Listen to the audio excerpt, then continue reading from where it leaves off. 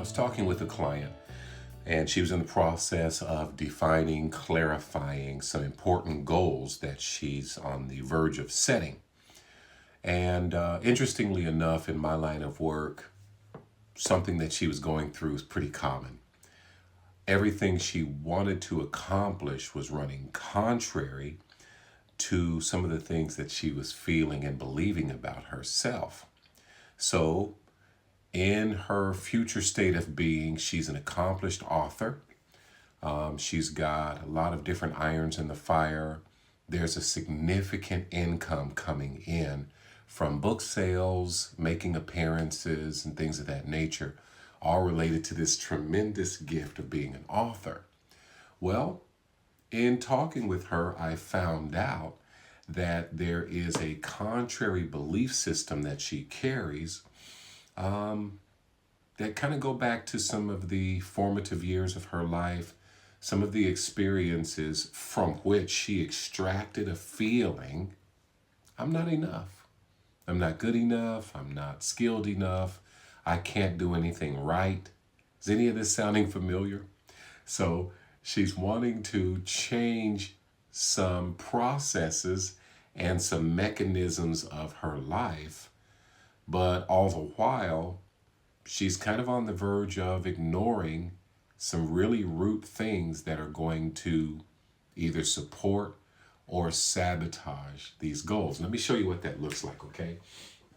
So all of us, and here it is, December 2023, we're on the verge of 2024. Let me show you that a little bit bigger. There's a process through which we acknowledge or start to define what we all call New Year's resolutions. It is the 26th today, so I've got some things set in motion for the remaining days of this year. Why? I don't want to start on or after the first. I want to build momentum to carry me into the new year. So let me show you again a little bit bigger. This is something that's called the iceberg method. It's used in a lot of different ways. Here's what I'm going to show you here. Most of us, if you look at this like an iceberg, and this line here is the water line, and you see this iceberg above the water, and you're thinking, you know what, it's in my way, I'm going to move it 5 miles to the west.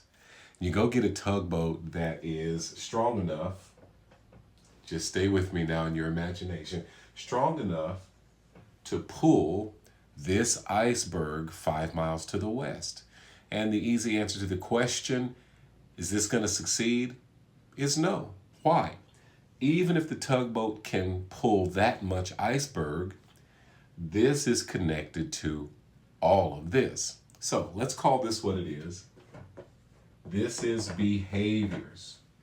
And most of us in 2024 are hoping our New Year's resolutions are about changing behaviors. But like you see here in the diagram, behavior change without changing things under the surface, it's not going to bring a lot of impact or lasting change. As a matter of fact, I always joke about this. First week, first month of the year, you go to the gym, you got to wait forever to get a treadmill. You got to kind of stand there to make sure nobody jumps you to get in on that treadmill. Well, you go back middle of February, every treadmill is available. You can be on 2 at a time if you want to. Why?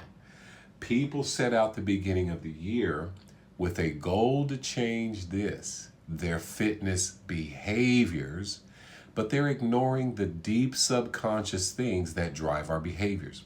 So let me show you what that is. Just under the surface of our behaviors are our thoughts and our emotions that drive our behaviors. And as you can imagine, that being an additional thing your tugboat could move out of the way still leaves quite a bit, a significant, the deepest and widest part of us unaddressed. And what is that? Most psychology, most therapy helps people help them change the behaviors by changing the thoughts and the emotions. However, most of it doesn't address this deepest, widest part, which is our deep subconscious, some people even call it non conscious, beliefs and values, especially beliefs, okay? In fact, a very popular way to describe this is beliefs drive behaviors. In fact, if you're wanting to address some behaviors, the good question you can ask yourself is, what am I believing related to this behavior that I want to change? So, our beliefs, our values are the deepest, most subconscious or non conscious part of us that really funnel up through our thoughts and emotions behavior patterns for the good or for the bad. So, with my client, what she believed about herself was anchoring this limiting capacity of her ability. It was really directing how she was showing up with herself, for herself in life, in writing, and all these different things, in motherhood, all these different things. So, what were the core beliefs? In my work as a life coach, transformation coach, I find that most of these are I'm not enough, I'm not worth it, I can't do anything right, I don't matter, I'm not good enough, tall enough, skinny enough, the right race, I'm not smart enough, I'm not rich enough. You can fill in the blank, they're all part of the same message. I, in my core, am not enough. So, how do you begin to perform differently for any lasting period of time when you believe in your deepest core that you're not enough? In fact, it's more likely that even if you start to see some change from behavior modification, something kind of comes in and starts to undermine it or sabotage it. You start flexing back to old patterns. You start creating disrupt or disconnect with some of these things because something deep on the inside of you doesn't believe it's true, doesn't believe you're capable of it. Oh, here's another one. I don't deserve. Doesn't believe you're deserving of some lasting change that your changes could bring about in your life, in relationships, in your finances, in your career, in your goal pursuit, whatever the case may be. So we've got to learn what are we believing on this level? Where did those beliefs come from? And are they true or do they just feel true? Are they true or false? Well, something doesn't have to be true for you to believe it and to orient your life all around it. So it's going to be important that you start identifying what are my deep subconscious beliefs. I'm even afraid to admit them from time to time. Maybe I've never even acknowledged them or known that they were lurking under the surface, causing me pain, causing me internal turmoil that was causing disruption with everything and everyone externally. So something I always talk about is when the self-self relationship is transformed, it changes your relationship with everyone and everything. So how do we do this work? Well, we've got to start identifying, no. It's not true. It's false, but it feels very true. A lie spoken and believed 1,000,000 times is still a lie. You may have heard it your whole life. Maybe it came from the people closest to you, most important to you. You notice the closer the person, the more we believe what they say, whether it's true or not. So we find ourselves fighting hard to prove doubters right and embracing the falsehoods that they taught us, then confronting that lie, and then asking ourselves, if it is a lie, what is true? If the lie is, I'm not enough, what's true? I am enough. I can't do it becomes I'm capable of doing it. And I don't matter or I'm not worthy becomes I matter, I am worthy, I am worth supporting, I am filled with worth. Now, watch this. I want to ask you this question. I want you to answer it within yourself. If, on a fundamental level, you began to deposit the truth in you on a deep subconscious level, I'll talk to you about how that happens. What would happen to your thoughts and emotions from embracing I matter? I am enough. I deserve good. I can accomplish great things. How would believing that change your thoughts and emotions? And from a different set of thoughts and emotions, what behaviors would change automatically? Now, I'm not sprinkling fairy dust, but we're going to talk about it. Behavior modification is performance based. Belief transformation makes behavior change a fringe benefit, not the motive. Things start happening automatically. When I'm coaching couples, I make them this promise. Let's not worry about your couples coaching. Each of you sign up and go through personal transformation. I have a process called Shifting Forward. Go through the personal transformation. If I had to say 2/3 at least of the 15 things that the couple had between them, their issues, 2/3 of them just go away. Why? They weren't relationship external issues. They were my internal issues that needed to be solved. Once I addressed them, the other stuff came off the table. So let's talk about that. How do I begin to ingest, embrace, deposit on a deep subconscious level the beliefs based in truth instead of beliefs based in falsehood or lies? How do I do it?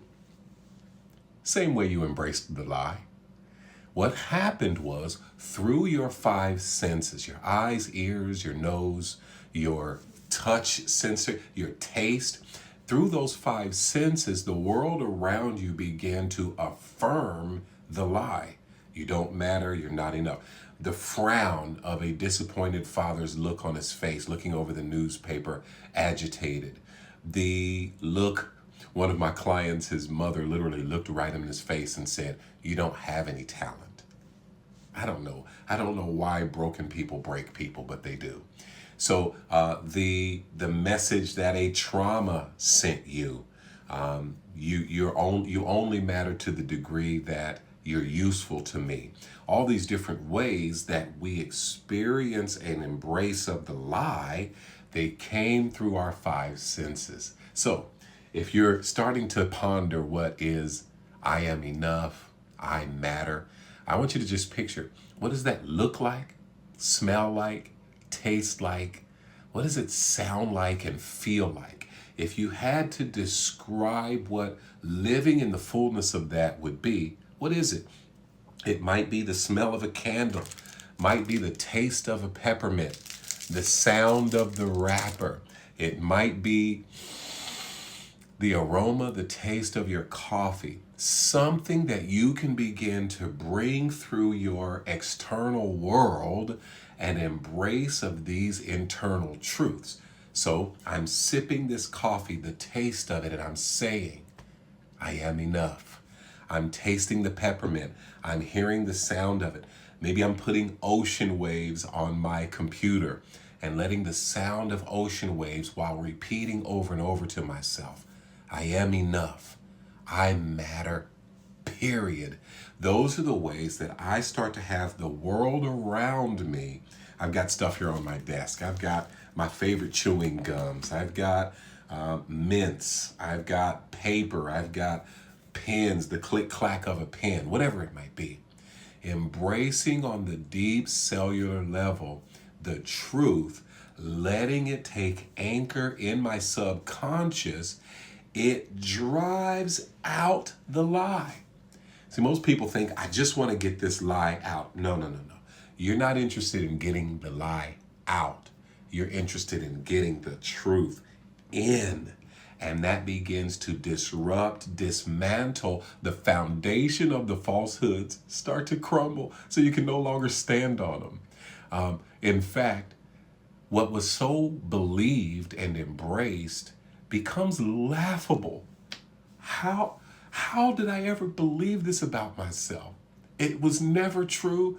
It's never going to be true. So I'm done embracing it. I'm not even interested in fighting it. I'm just interested in receiving and depositing truth, and it'll take care of the rest, including a renovation of my thoughts and emotions, how I feel about me, what I think about me. And I began to come into alignment with such a powerful, deep, and true foundation that any and every behavior that I want to change is going to happen through practice, through concentration, through the routine where, watch my hands here, the lie that was so strong that I believed gets weaker. The truth I'm starting to embrace gets stronger. And I always ask my clients this: what if you believed the truth just 30% more and the lie 30% less? 70-30. How would that change you? And with momentum, 50-50. Half the time you're believing what's true about you.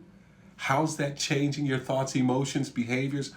Believing the lie only half as much as you used to. I'm getting excited. The thought of this, the way I've seen this transform my life, the life of so many clients that I've served. And then watch this with momentum. 60-40 the other way. More often than not, I believe I have value, I am enough, I matter. 70-30, 80-20, 95-5. I never say 100 because I'm not promising perfection. 5% of the time, the belief that was 100%, the false belief, it still comes around. Shows its ugly head. Tries to get me to go back to that. But now this is unfamiliar. And the truth I have embraced on a deep subconscious level is very familiar. How does that change? How would that impact my life, my setting and reaching goals, the decision on what goals are worth pursuing, what relationships I keep investing in? Where's my scissors here? What people and things I gotta cut out of my life because they're no longer serving my purpose, my passion, my true identity. It's easy to reject them and it's easy to sever them so that I can soar. Okay, I'm done now because I'm starting to preach. But ultimately, this is the work I get to do. These are some of the foundational places that I begin this transformation journey with people. And this is what starts to change them internally and change everything externally. I can't believe I get to do this with my life. I hope that you'll join me on that journey for yourself, for your family, for your purpose, for your destiny, for everything that matters, to radically change and to change for good. Enjoy.